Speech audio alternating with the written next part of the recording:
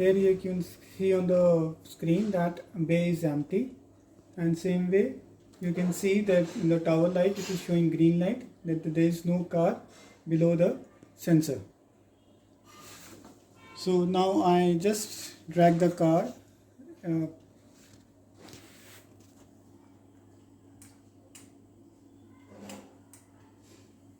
now car is below the sensor, the tower light has turned red, and now on the screen it is waiting for the barcode to be scanned, which is pasted on the car. So now I will scan the barcode. As soon as I scan the barcode, the screen changes and the timer starts. This timer donates for how long the car has been in the bay. And on the screen you can see also the time in when the sensor was on, when the car is went to the bay.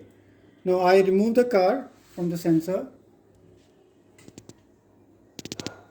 So as soon as I remove the car, the tower light turns green, and on the screen you can see the two buttons, green and red. So that means the operator will click on green if the car has been repaired, that is okay, or NG for red. I click on green. So again the new cycle has started.